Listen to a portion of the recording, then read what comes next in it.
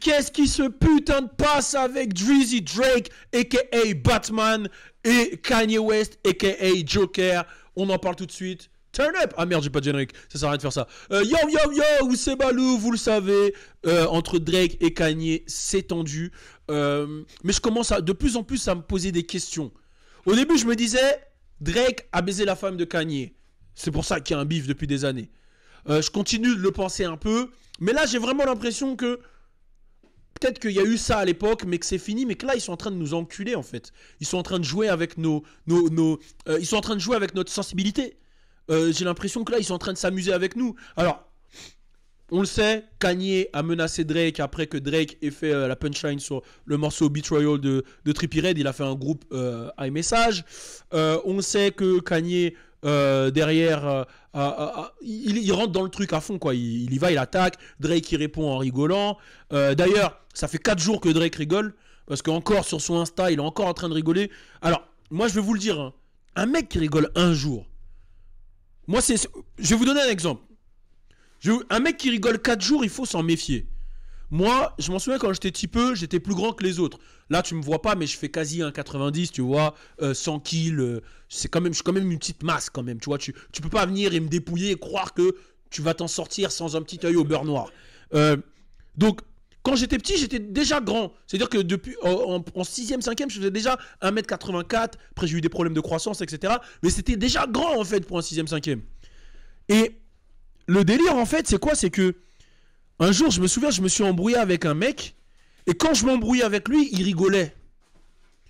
Mais il était plus petit que moi en taille. Et moi, tu connais, j'étais un peu, voilà. C'était quand j'étais au lycée, au collège à Gagny. C'était avant que j'arrive à Montfermeil. J'étais à Gagny. Gagny, c'était un peu plus calme que Montfermeil, tu vois. Et j'étais un peu, tu vois, j'étais, ah, voilà. Et le mec, il rigolait. Et moi, je me suis dit, c'est un ouf, lui, comment ça, il rigole? Donc moi, pour amuser la galerie, j'ai commencé à chanter, genre en mode, je faisais tanin, tanin, tanin. J'ai essayé de lui mettre une baffe, genre je voulais me taper en faisant le son de GoldenEye 007. J'ai essayé de mettre une baffe, je fais, vu, il a esquivé. J'ai essayé de mettre une deuxième baffe, j'ai vu, il a esquivé. Là, j'ai arrêté de chanter, j'ai dit, oh, lui, il est chaud. J'ai essayé de mettre un coup de pied. Au moment où j'ai mis le coup de pied, il m'a mis une balayette. Je suis tombé sur la tête, les gars. La tête de ma mère. Hein. Je comprenais pas pourquoi dans les dessins animés, ils mettaient des oiseaux autour de ta tête quand t'es sonné. Ou pourquoi dans Street Fighter ou dans Mortal Kombat, les mecs ils sont comme ça quand ils sont sonnés. Et ben là, j'étais pareil. J'étais au sol. J'étais Orochimaru, là. J'étais en mode serpent au sol, comme ça. Il est venu, il m'a mis des patates. Pa. Il s'appelle Hakim. Je m'en souviendrai toute ma vie. Il m'a enculé ma race. Je me suis réveillé. Parce que je le dis bien, je me suis réveillé. C'est-à-dire que j'étais vraiment à rire. Et je voyais tout le monde, oh, il s'est fait enculer par Hakim et tout, nanana. Les gars. Et le mec là, il rigolait hein, quand je l'embrouillais. Il a rigolé pendant au moins 5 minutes. Tu vois, au début, quand tu t'embrouilles, il a rigolé pendant 5 minutes. Je vais revenir sur le sujet, vous inquiétez pas. Qu'est-ce que j'ai fait? J'ai dit, hey, ramenez-moi son grand frère. J'ai frappé son grand frère. Comme ça, il n'y a plus de soucis, tu vois. Bon, bref, voilà, mais tout ça pour vous dire qu'un mec qui rigole pendant 4 jours, les gars. Un mec qui rigole pendant 4 jours, faut vous méfier. Si un mec, il est comme ça avec toi, tu t'embrouilles avec lui, il rigole pendant 4 jours, il y a plusieurs solutions. Soit une, il a une ceinture noire de judo et il s'entraîne avec Teddy Riner.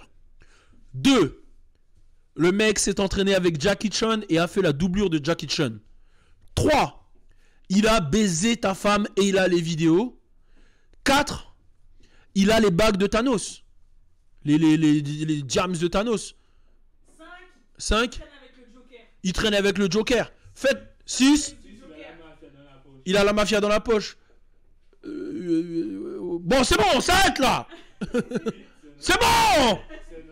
8, c'est un antillais si tu veux. Bon, bref, dans tous les cas, arrêtez-vous niquer ma vidéo.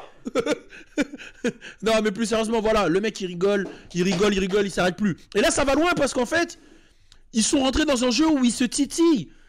Soit ils se sont mis d'accord, soit ils se titillent, mais les deux vont sortir leur projet le 3 septembre. Le 3 septembre, ça veut dire que... Voilà, je vais vous montrer tout de suite, là. Je vais vous montrer tout de suite. Attendez, je vais vous montrer ça. Boum.